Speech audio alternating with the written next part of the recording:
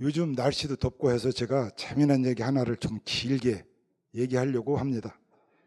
다윗이 아비가일이라고 하는 한 아름다운 여인을 만남으로 일어났던 감동적이고 흥미진진한 사건인데, 오늘 아침에 우리가 이 얘기를 통해서 하나님이 우리에게 주시고자 하는 말씀을 함께 깨닫는 시간이 됐으면 좋겠습니다.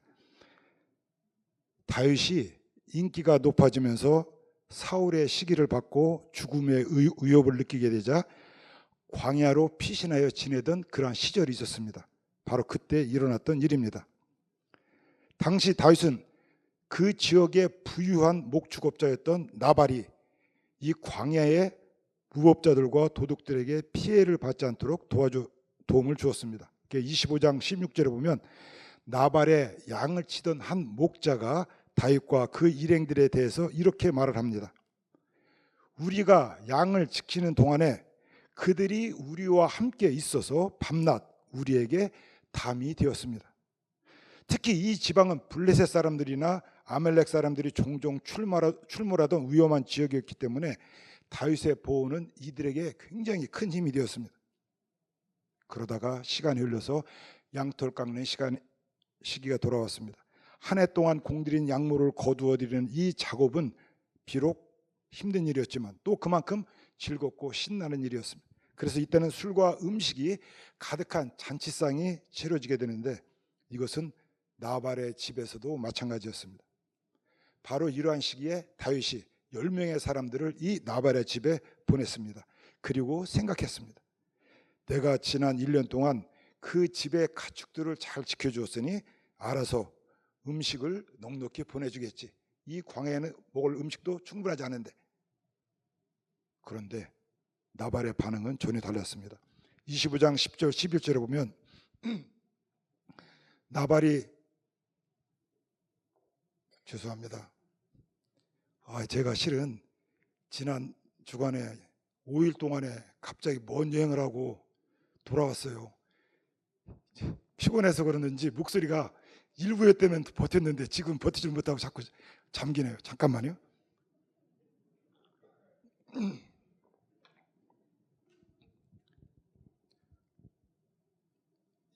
나발이 다윗의 사환들에게 이렇게 대답합니다. 다윗은 누구뇨? 이새의 아들은 누구뇨? 요즘에 각기 주인에게서 억지로 떠나는 종이 많도다.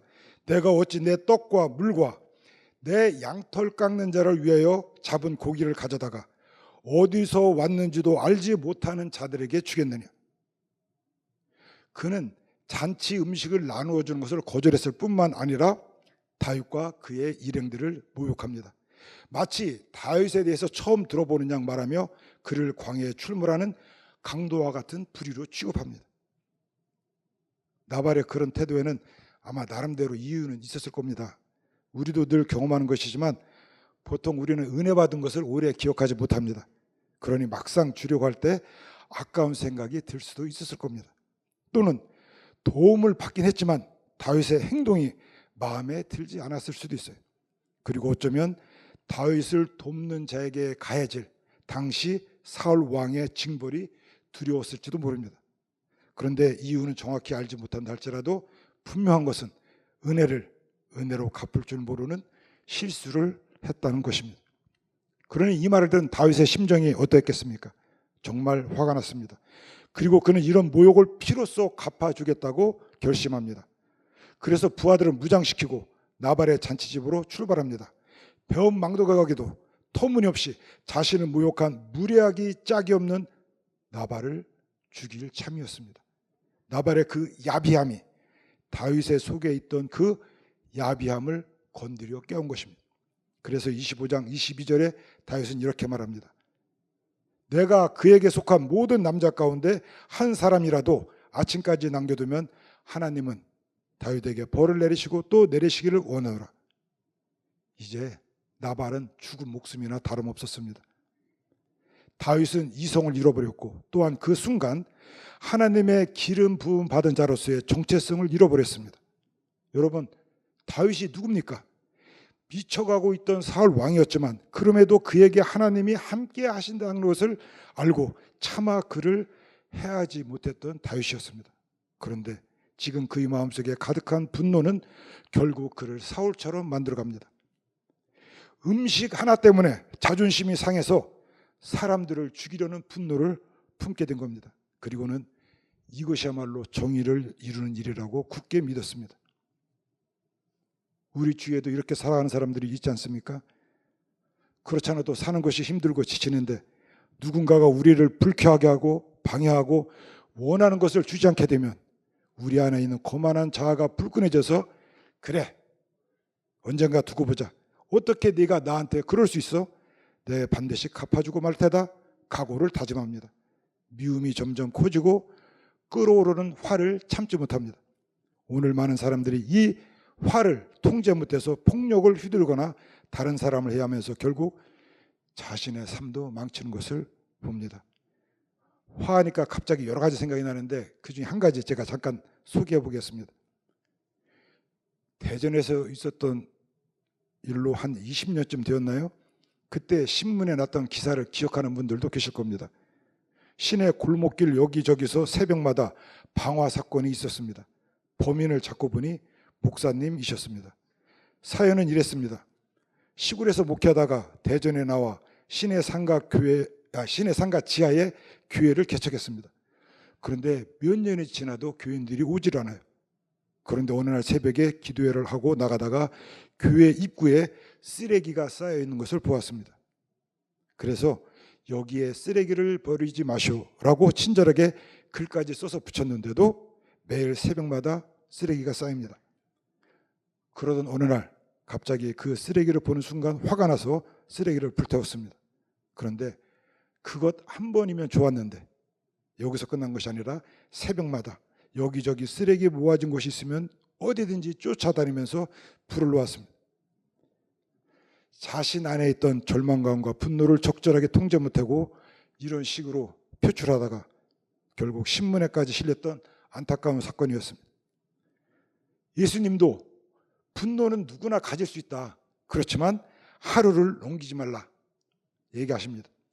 또 우리 선조들도 옛날부터 삶의 지혜로 참을 인자 셋이면 살인도 아이고 감사합니다. 살인도 면한다. 그런 말이 있잖아요. 그런데 이게 살다 보면 문득 치올라오는 이 화, 이 통제하는 것이 정말 어렵습니다. 자기가 데리고 있던 부하 400명을 이끌고 눈에 살기를 띠고 분에 겨워 나발에게 복수를 하러 가는 다윗의 마음도 그랬습니다. 그런데 이때 뜻하지 않은 사건이 하나 생깁니다. 아비가일이라고 하는 얼마나 아름다운지는 모르겠어요. 그런데 성경에도 보면 아름다운 여인, 마음도 얼굴 다 아름다웠던 모양이에요. 하여튼 이 아름다운 여인이 다윗에 가는 길 앞에 갑자기 나타납니다. 이 여인은 자기 남편이었던 나발이 다윗을 모욕했다는 것을 눈치채고 급하게 잔치 음식을 나귀에 가득 싣고 찾아온 겁니다. 그리고 다윗과 마주친 아비가일은 나귀에서 내려 무릎을 꿇고 공손하게 예를 갖추어 얼굴을 땅에 대며 이렇게 말합니다. 내용이 길게 나오는데 간단히 줄이면 이렇습니다. 부디 제발 간청하오니 참아 주십시오. 이것은 이스라엘 왕자가 할 만한 행동이 못 됩니다. 당신이 누구인가를 잊지 마십시오. 하나님의 기름 부음, 하나님의 자비를 잊지 마십시오. 원한을 풀기 위해 싸우지 마십시오. 당신은 여호와를 위해 싸워야 할 뿐이 아닙니까? 그 뒤에 이야기가 계속 나오는데 간단히 풀이하면 이렇습니다. 어느 누가 당신의 앞길을 막으려 한다 하더라도, 어느 누가 일어나 당신을 해하려 한다 하더라도 당신의 생명은 당신이 섬기시는 주 하나님이 생명 보자기에 싸서 보존하실 것이요, 당신의 적들의 목숨은 주님이 물매로 던지듯이 던져 버리실 것입니다. 아비가일은 정말 지혜로웠습니다. 하나님이 다윗을 보호하고 함께 하신다는 것을 말하면서 다윗의 옛날 기억을 자극합니다. 오래전 엘라 골짜기에서 골리앗을 물맷돌로 쓰러뜨렸던 그 일을 상기시킵니다. 당신의 적들을 물매로 던지듯이 던져버리실 것입니다. 보세요. 하나님이 다 도와주시지 않습니까? 아비가일이 했던 말의 의미는 한마디로 이렇습니다. 다윗이여, 원수 갚는 일은 당신이 할 일이 아닙니다. 원수 갚는 일은 하나님이 하실 일입니다. 나발은 어리석은 자에 불과합니다. 당신도 그와 같이 어리석은 자가 되렵니까? 여기서 어리석은 자는 하나로 족합니다. 그러니 분노를 멈추시고 하나님께 모든 것을 맡기십시오. 그런데 놀랍게도 다윗은 멈추어서서 그녀를 바라보고 그녀가 하는 그 긴 이야기에 귀를 기울입니다. 긴박하게 흘러가던 상황이 이 아비가일의 이야기를 통해서 바뀌어지게 됩니다. 한 여인에 의해, 당시 남자들이 주름잡던 세상에서 한 힘없는 여인에 의해, 칼로 싸우던 세상에서 아무런 무기도 갖추지 않았던 한 그 주변 인물에 의해 변화가 일어납니다. 다윗 앞에 무릎을 꿇은 아비가일의 그 아름다움은 복수심에만 사로잡혀 있던 다윗으로 하여금 자기 자신 안에 있던 하나님이 주신 거룩의 아름다움을 다시 알아보게 만들었습니다. 그때 그는 내가 누구며 어떻게 살아야 하고 무엇을 위해 살아야 할지를 다시 깨닫게 됩니다. 세상에는 나발과 같이 우리를 화나게 하는 사람들이 참으로 많습니다. 그러나 그들을 바로 잡아주겠다고 나서면서 다윗과 같이 우리 자신도 어리석은 악독함에 빠지는 때가 많습니다. 그러면서 내 안에 상처가 생기고 아픔이 오고 잘못된 생각들과 분노로 우리 마음을 채울 때가 있습니다. 그런 순간 이러한 나를 멈추어 세우고 다시 나의 모습을 볼 수 있도록 도와주는 그 아비가일의 아름다움이 사실은 오늘 살아가는 우리에게도 필요합니다. 그것은 한 조그만 어린아이의 얼굴일 수도 있습니다.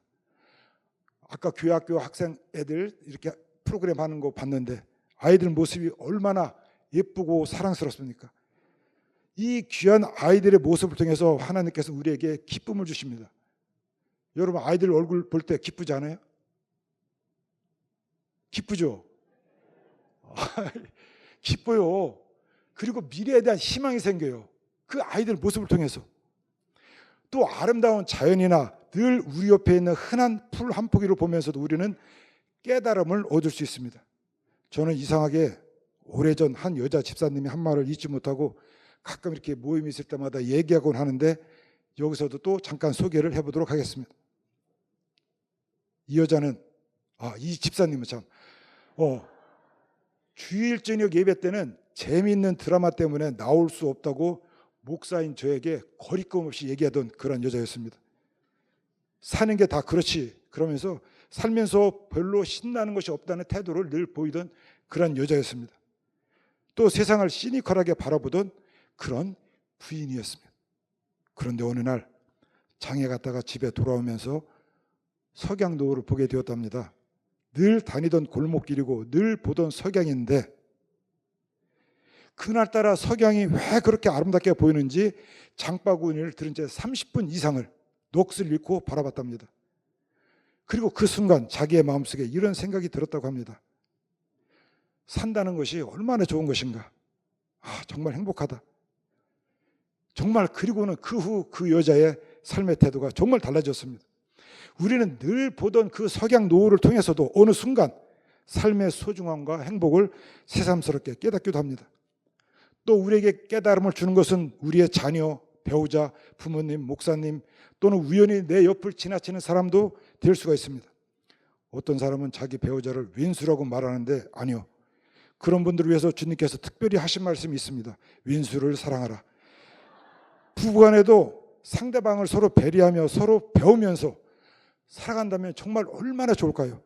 이게 그렇지를 않아서 이런 재미있는 얘기도 생겼어요. 오래전에 인터넷에 올라왔던 글입니다.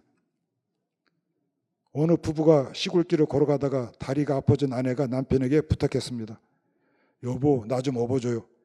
평소에 없던 부탁이라 못 얘기하는 척 업어주었더니 등에 업힌 아내가 미안해하면서 물었답니다. 여보, 나 무거워요? 응, 머리 돌이지, 얼굴 절판이지, 간부어지, 똥배짱이지, 엄청 무겁다. 이 말을 듣고 속이 상한 아내는 남편의 등에서 내려와서 이제는 자기가 업어주겠다고 했습니다. 속도 모르고 아내의 등에 업힌 남편은 너무 좋아서 물었습니다. 나 생각보다 가볍지? 응, 머리 비었지, 허파 바람 들었지, 주머니 비었지, 매너 없지, 싸가지 없지, 엄청 가볍다. 화가 난 남편이 말합니다. 그래, 마누라와 북어는 자주 두들겨야 부드러진다니까. 화가 난 아내도 말합니다. 남편과 멸치는 달달 볶아야 제맛이 난다니까. 결국 가던 길도 그만두고 하루 종일 싸웠답니다. 아니요. 속을 썩일 때가 많지만 또 내가 원하는 대로 완벽한 모습을 보여주지 못하지만 그래서 종종 다투기도 하지만 그래도 우리 자녀, 배우자, 가족들에게 늘 감사하며 우리는 살아가야 합니다. 그저 우리 옆에 있어만 주어도 고마운 우리의 사랑하는 사람들입니다. 우리는 서로를 통해 우리를 향한 하나님의 뜻을 발견하고 감사하며 살아가야 합니다. 주어진 것을 너무나 당연하게 생각하거나 소중하게 생각하지 않으면 안 됩니다. 저는 일상의 평범한 생활 가운데서 하나님의 감춰진 편지를 읽는 듯한 느낌을 받을 때가 종종 있습니다. 여행을 하거나 때론 운동하면서도, 그리고 책을 읽으면서 친구들과 SNS를 하거나 차 한 잔을 마시면서도 갑자기 어느 순간 힘을 얻고 삶의 지혜를 깨닫곤 합니다. 얼마나 감사한지 모릅니다. 또 제가 집사람을 통해서도 종종 깨닫는 것이 있는데 그중 하나만 살짝 얘기해 볼게요. 저희 장모님이 95세인데 지금 저희 집 가까운 요양원에 입원해 계십니다. 일주일에 한 번 30분 면회가 가능해서 매주 정해진 시간에 방문하고 있는데 집사람이 갈 때마다 빼놓지 않고 꼭 하는 한 마디가 있습니다. 장모님이 잘 듣지 못하시기 때문에 집사람이 귀에 가까이 대고 이렇게 말합니다. 엄마가 이렇게 살아계셔서 난 너무 행복해. 난 엄마 때문에 사는 게 너무 좋아. 그때마다 저는 장모님이 저 얘기 들으면 얼마나 행복해 하실까 생각하곤 했습니다. 장모님이 전에는 종종 이런 말을 했던 것을 제가 기억합니다. 아이고, 오늘 아침에도 눈이 떠졌네. 어떡하지? 죽는 것도 참 어렵네. 꼼짝 못하고 침대에만 누워 계시니 얼마나 힘들겠어요. 그런데 엄마가 살아계셔서 내가 행복해 라는 말을 들으니 살아갈 힘과 이유가 생기시나 봅니다. 요즘 얘기도 잘하시고 음식도 조금씩밖에 못 드시지만 늘 맛있다 하십니다. 성공했습니다. 여러분, 이 뜻이 뭔지 모르죠? 제가 갑자기 엄마가 이렇게 살아계셔서 너무 행복해, 엄마 때문에 나는 사는 것이 너무 좋아, 이 말을 하려고 하는데 갑자기 저도 모르게 눈물이 쏟아져서, 목사님이 증인이시죠. 목사님 그 일부 예배 때 계시잖아요. 설교를 못했어요. 제가 한 3분 동안. 그래갖고 제가 조마조마해서 이분은 내가 실패하지 않고 꼭 성공하리라. 그러고 혹시 제가 갑자기 말이 더 빨라진 거 모르세요? 제가 감정이 올라오기 전에 말을 빨리빨리 해갖고 막 늙고 힘이 없으신 어머니를 통해서도 우리는 삶의 행복을 느낍니다. 얼마나 감사합니까? 사람들은 보통 돈이나 명예, 능력, 재능, 건강 무언가 가지고 있을 때만 존재의 의미가 있다고 판단하지만 하나님 앞에서는 모든 생명이 그 자체로 소중하고 존귀합니다. 그래서 우리는 약한 자를 통해서도 배우고 깨닫게 됩니다. 이제 다윗과 아비가일의 만나는 이야기를 계속해 볼까요? 다윗은 시시하고 속 좁은 복수심에 사로잡혀 그만 소중한 하나님과의 관계를 상실할 뻔했습니다. 그런데 다행히 이 아비가일이라는 아름다운 여인을 만남으로 다윗은 자기 안에 있던 주님의 아름다움을 회복합니다. 무릎을 꿇은 아비가일은 다윗이 다시 무릎을 꿇게 만들었습니다. 결국 다윗이 직접 보복하지는 않았지만 나발은 후에 이 모든 이야기를 듣고 너무 놀란 나머지 졸도해서 몸이 돌과 같이 되었다가 죽고 말았다고 성경은 말합니다. 다윗이 직접 심판하지 않았어도 하나님께서 심판하신 것입니다. 저는 다윗이 아비가일을 만나는 장면을 보면서 상황은 좀 다르지만 단테와 베아트리자의 만남이 문득 생각이 났습니다. 단테가 나이 9살일 때 꽃이 만발했던 화창한 봄날, 어느 다리 옆에서 자기보다 1살 아래인 베아트리자를 먼 곳에서 바라보게 됩니다.